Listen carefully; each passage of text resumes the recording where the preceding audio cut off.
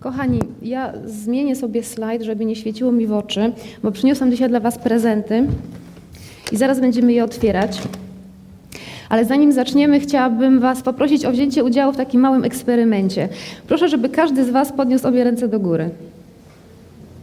Świetnie. A teraz niech każdy powącha sąsiada siedzącego z lewej strony pod pachą. Krępujące, nie? Czujemy się brudni, mimo że założę się, że większość z Was wzięła prysznic nie tylko wczoraj wieczorem, ale także dziś rano.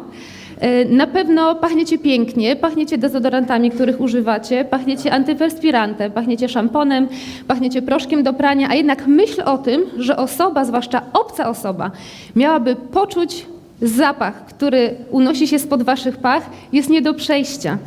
Salvador Dali, kiedy wybierał się na pierwsze spotkanie z Galą, wysmarował się pod pachami kozim łajnem. Chciał w ten sposób zrobić na niej wrażenie, zaintrygować ją jako mężczyzna, ale także podkreślić w sobie męskość, podkreślić w sobie siłę.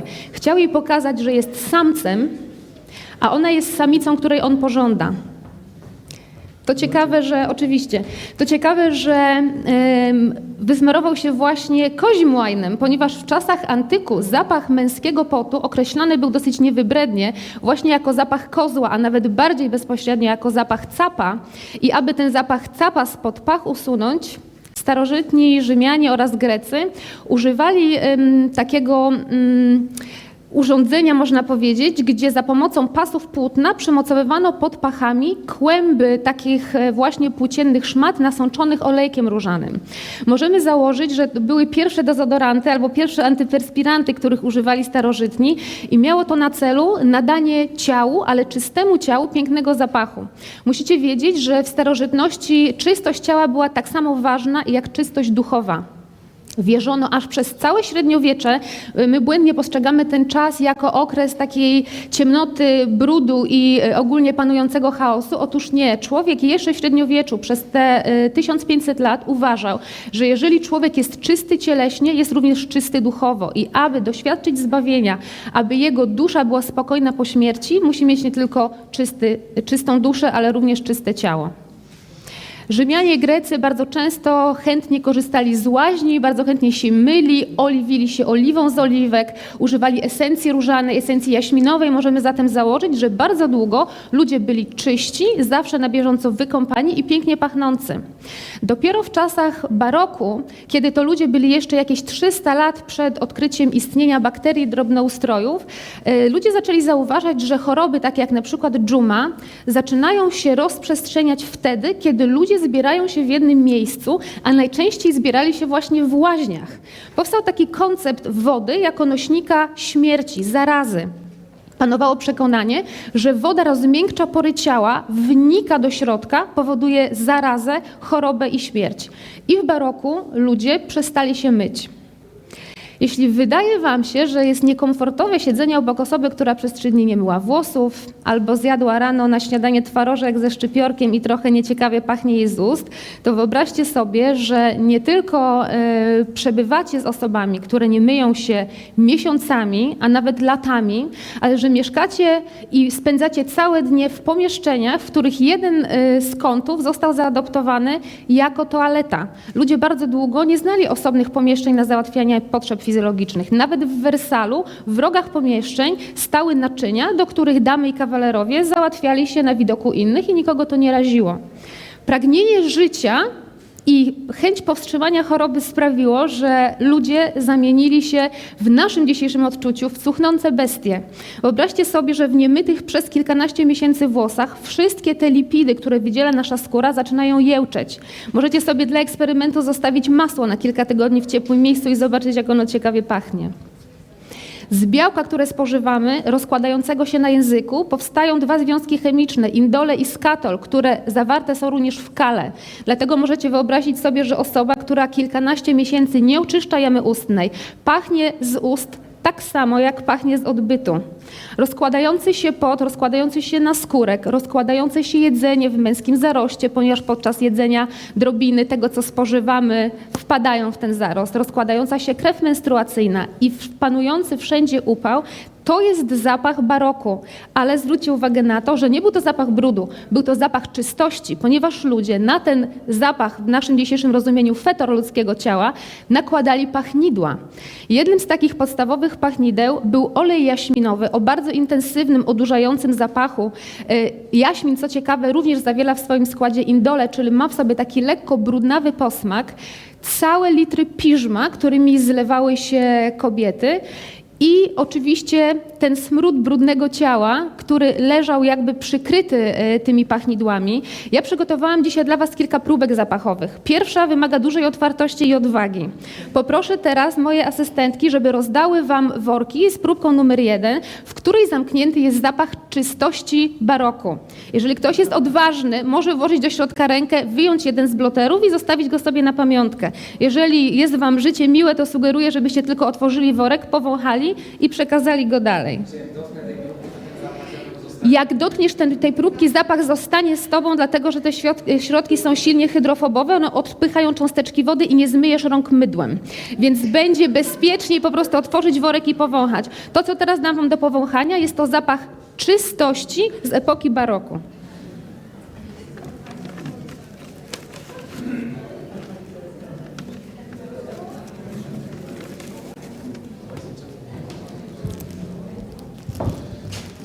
Dwa worki dla Ciebie. 2 i 2. Dziękuję. Jeśli pomyślimy o książce Pachnidło, która jest takim kanonem, jeśli chodzi o literaturę poświęconą zapachowi, możecie wyobrazić sobie, że ten zapach, o którym tam pisał autor, to jest zapach mniej więcej taki, jak czujecie w tej chwili. W środku to, co daje ten taki odpychający, wręcz kałowy fetor, to cybet. Cybet jest wydzieliną gruczołów przyodbytowych cywety, zwierzęcia żyjącego w Etiopii. W dużym rozcieńczeniu cybet, mimo że teraz może się Wam wydawać troszeczkę niemożliwe, cybet pachnie kwiatowo. Natomiast w dużym stężeniu ma po prostu silny zapach fekaliów. Tak pachniało w Paryżu. Francja stała się kolebką perfumiarstwa nie dlatego, że Francuzi mają umiłowanie do pięknych i pachnących rzeczy, a dlatego, że rękawicznicy i garbarze w procesie garbowania skór potrzebowali środków, które zabiłyby ten fetor rozkładającego się mięsa. Żeby rękawiczki nakładane na dłonie damy pięknie pachniały, potrzebne były specyfiki, które zabiją ten zapach trupa towarzyszący garbowaniu skór. Dlatego medycy, a potem również perfumiarze zaczęli tworzyć kompozycje zapachowe używane na początku przez garbarzy i przez rękawiczników do zabijania fetoru wyprawianej skóry. Później wszystkie esencje kwiatowe, żywiczne oraz ze względu na podróże coraz więcej egzotycznych substancji zaczęły tworzyć to, co dzisiaj znamy jako perfumiarstwo. Natomiast same początki perfumiarstwa wcale nie były tak znowu pięknie pachnące. Wracając do naszego eksperymentu z wąchaniem się pod pachami, w którym nikt nie wziął udziału, chcę Wam powiedzieć, gdzie jesteśmy dzisiaj, jeśli chodzi o to pojęcie czystości i brudu, o to pojęcie tego, co pachnące i tego, co śmierdzące. Polska, to w jaki sposób my podchodzimy do tego, co pachnie, co czyste, co brudne, znajduje się między dwoma bardzo skrajnymi biegunami. Pierwszym biegunem są Stany Zjednoczone, gdzie ideałem czystości jest czystość sterylna, szpitalna, wykrochmalona. Pokażę Wam za chwilę, jak w kontraście z czystością baroku pachnie współczesna czystość amerykańska. Amerykanie mają takie pojęcie jak crispy clean. Jest to taka czystość silnie nakrochmalonej białej koszuli, która jest tak nakrochmalona, że jest wręcz sztywna i można ją w pewnym sensie złamać jak opłatek. Amerykanie lubią pachnieć detergentami, białym piżmem, pralnią chemiczną i bardzo często amerykańskie perfumy mają w sobie nutę właśnie takiej chemicznej, sterylnej czystości. To jest to wrażenie, które uderza nas w nozdrza, jak otwieramy bęben suszarki albo pralki. Za to wrażenie odpowiedzialne jest właśnie białe piżmo. Amerykanie lubią pachnieć w sposób szpitalnie czysty, wręcz biały. Pokażę Wam teraz, jak pachnie czystość w Stanach obecnie. Tu nie musicie się bać. Można nawet włożyć rękę do środka i zabrać sobie pasek. Bardzo proszę. Bardzo proszę. Na drugim biegunie od Stanów Zjednoczonych, gdzie ucieka się od zapachu ludzkiego ciała, używając całej masy detergentów do oczyszczania skóry, do odwaniania dłoni, stóp, pach, pachwin, włosów, oddechu, mamy Japonię, gdzie również ucieka się od zapachu ludzkiego ciała, ale w sposób naturalny. Wyobraźcie sobie czysty japoński minimalizm, ich oszczędność, jeśli chodzi o wyrażanie form, kolorów i treści. Tak samo neutralni zapachowo są Japończycy z natury. Nasz pot ma taki, a nie inny zapach, dlatego że oprócz gruczołów potowych, które wydzielają wodę, z którą spożywamy, mamy w pachach i w pachwinach również gruczoły apokrynowe, które wydzielają substancje tłuszczowe oraz hormonalne i to właśnie one odpowiedzialne są za to, że w kontakcie z powietrzem te substancje ulegają rozpadowi i zaczynają nieprzyjemnie pachnieć. Prawda jest taka, i tu będę trochę niepoprawna politycznie, że w opinii Japończyków my jako naród śmierdzimy, ponieważ nasz pot ma bardzo intensywny zapach. Tylko 2% populacji Japończyków posiada gruczoły apokrynowe. Jest to pewnego rodzaju, można powiedzieć, błąd genetyczny.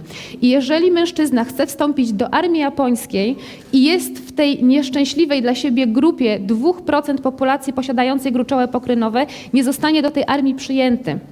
Ponieważ japoński żołnierz musi być neutralny i niewidoczny dla wroga, także pod względem zapachu. W Japonii nie tylko nie należy być wyczuwalnym, jeśli chodzi o zapach ciała, ale także nie należy być wyczuwalnym, jeśli chodzi o zapach perfum. Japonki bardzo często kupują luksusowe perfumy, ale często ich nawet nie otwierają, tylko stawiają je na półce i należy je podziwiać jako symbol statusu, symbol luksusu. Jeden z najbardziej luksusowych zapachów, które na pewno znacie, jest to zapach Legenda, sprzedaje się najlepiej właśnie w Japonii. Często ludzie obdarowują się perfumami, ale tych perfum nie używają.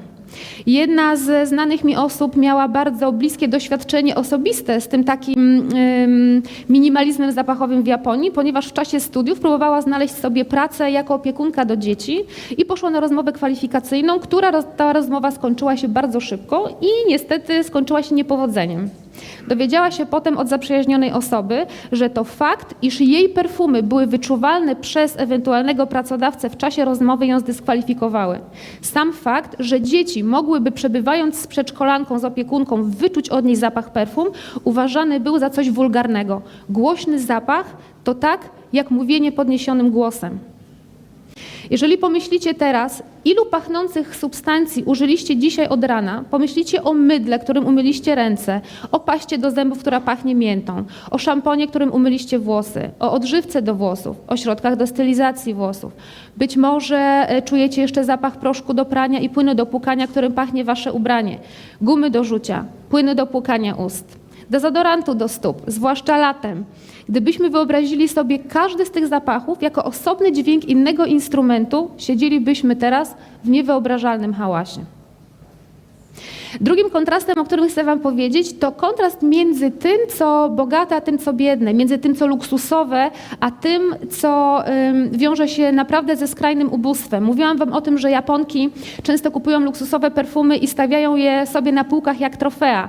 Otóż to, co najbardziej luksusowe w perfumach, składniki naturalne, które są efektem pracy ludzkich rąk, są to substancje pochodzące z najbiedniejszych obszarów świata. Pierwszym takim surowcem jest szafran. Szafran to pręciki krokusa, który w dużej ilości występuje w Indiach.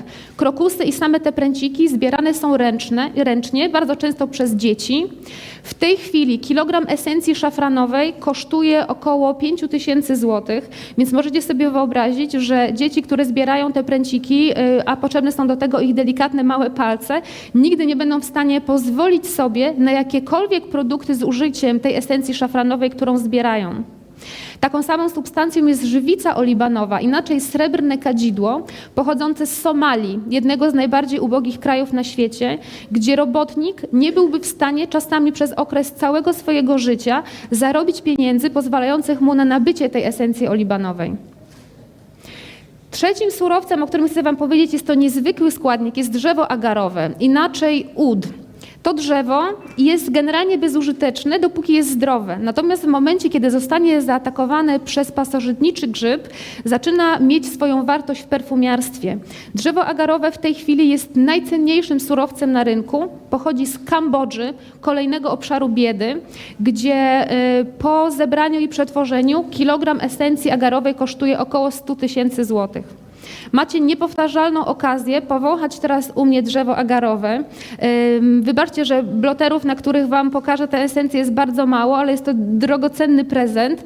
Zobaczycie, że to, co powstało w wyniku ciężkiej fizycznej, wielokrotnej pracy ludzkich rąk, osób, które często pracują tylko za jedzenie, staje się potem elementem świata luksusu ludzi, do których my nie mamy dostępu, a na pewno nie mają dostępu do nich ludzie, którzy im ten luksus ofiarują.